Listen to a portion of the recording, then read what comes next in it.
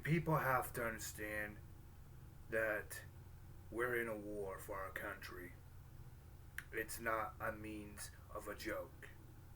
It's not a game. We are in a desperate battle for our very survival as a people.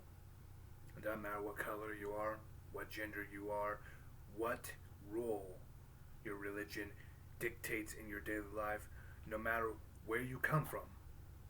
All of us, all of humanity, all of societies of all kinds upon this very planet, every civilization of every kind must strive together. The fight, the good fight, the fight against the very corruption that you see, the bankers, the corporations, the royal families, everything that you see, including our very own governments, have been corrupted since the 1920s. The battle for democracy, for individual freedoms, for individual sovereignty for these matters is a battle that's become a war of attrition. We have those who are willing to fight, and we got those who are willing to suppress and oppress us, and then we get the commissars and the foot soldiers who do the will and the bidding of the system. The system being a corporate fascist model of bankers, corporations, and special interests between governments and those corporations. We are in a desperate struggle. We got those who want to suppress our freedom, who are pro censorship, who are pro totalitarian and pro collective, and we got those who are individuals who promote individualist sovereignty and more freedom and liberty. See, we're in a struggle here. The ones in the first world, the people in the first world, have become very decadent in recent years. Since the 1970s, we have become very decadent as a civilization, as that much is obvious.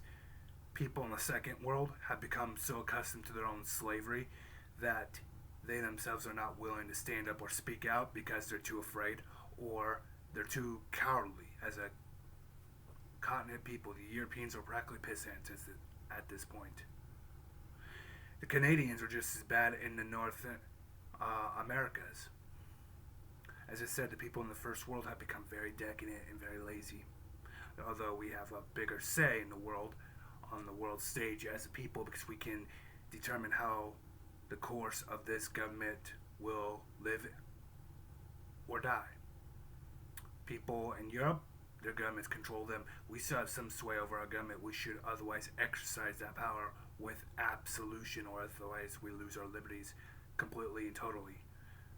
In Europe, those people don't have those. They're so accustomed being mind slaves and so afraid of saying something completely against the narrative of their establishments that they're so completely enslaved and so cowardly in so many ways.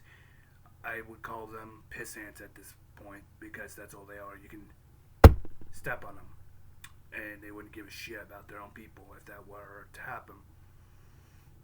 I personally think they are pathetic. As an American, I find it remotely an insult to my ancestors that they even identify or even consider themselves to be of my country's lineage.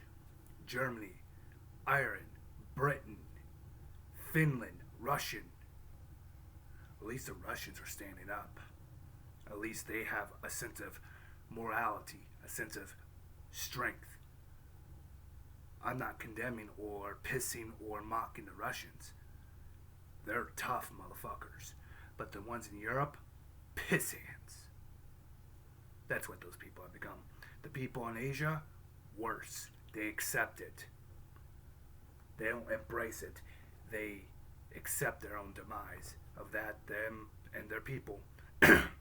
Look at China. Their people work themselves to death. Actually, no, that's in North Korea. Look at China, for example. Their people are willing to accept mass executions, mass starvations, mass enslavement, mass incarceration and imprisonment, and sending people to forced labor camps or concentration camps. If you want to be more precise, that's just a communist term, re-education camps. Or in North Korea, people accept their government as the supreme ultimate leader, God. They accept that Yang guy, the Yang Jin, whatever you call that guy, the North Korean leader. They accept him as a demigod, a cult leader. They accept their own enslavement. The only countries that I've seen that do not accept anything like that, that want liberty, that want freedom, Japan and South Korea and Taiwan. Those are the only three countries that I've seen with a very strong individuality based complex. Not very strong as the United States, of course, but still there.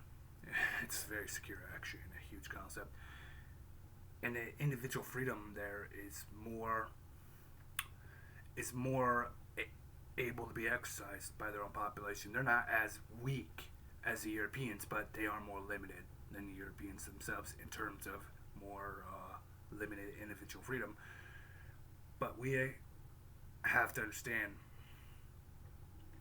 we only get one chance to make this choice of wanting absolute liberty or wanting absolute tyranny. And people assume that this is a game. This is not a fucking game. We are in a fucking war.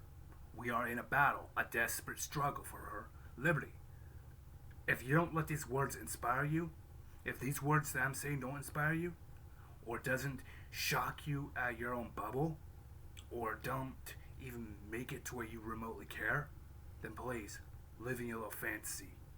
Live in your little world of complete ignorant, docile ignorance and arrogance and decadent until you degenerate and you simply disappear off the face of the map. You just waste away and die. Instead of becoming the solution, you become the problem. Your decadence is a problem, and you degenerating and not contributing to society is a problem. Remember that. We are in a battle for our liberties, for our freedoms, for our very future as a people, for as a civilization, for as a species. This should be more or less something to consider. Something that should be top priority. Not including to, but not limited to having a family, making a life. This should at least be on your top 10 wanting to preserve yourself and wanting to maintain some form of determination as an individual, or else you're nothing. You're just a cancer cell. You're just gonna degenerate and disappear. You're simply just going to waste away and die and degenerate, and that won't help society. We need every able-bodied person within society to contribute, or there's no society. And people understand this. Now or never is the time to put it all for none. If we can't do anything now, we lose everything. Don't take my word for advice. Look around the world. Every democratic country around the world is being overthrown.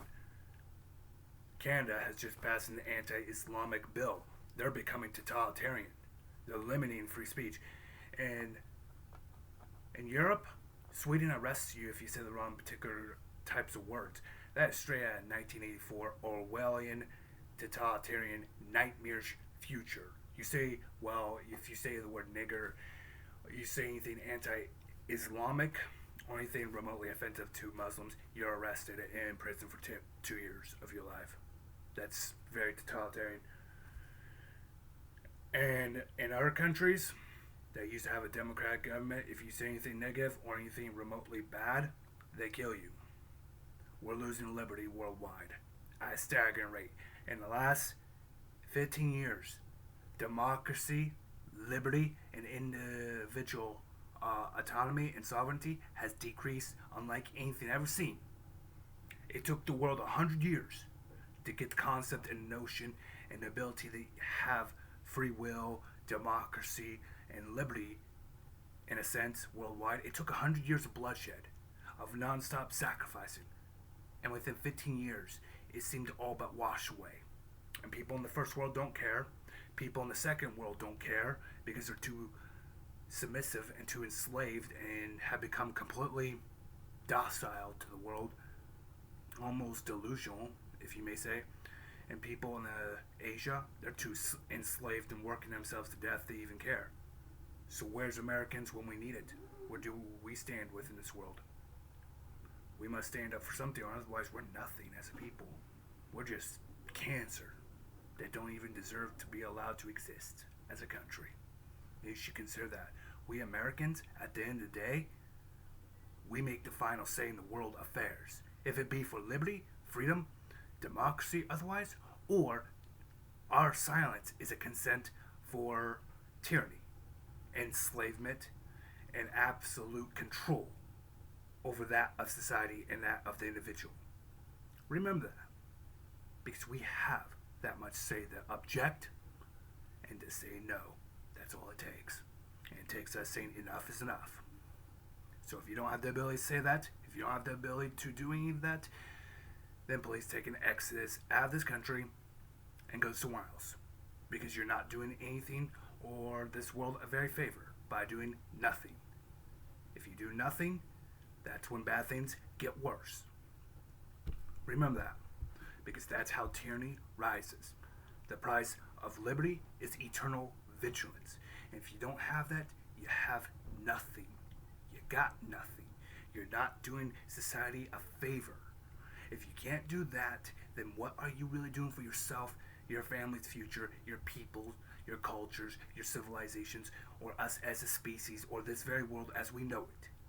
You must be willing to stand up for who you are. If you can't do that, then stand up for the damn world.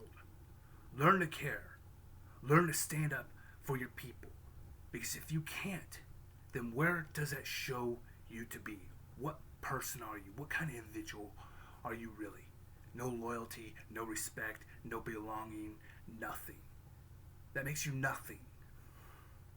At least try to stand for your future as an individual and make something of yourself in the process. At the end of the day, it is this final generation and down that will make the change for liberty worldwide, or else we are nothing in the end.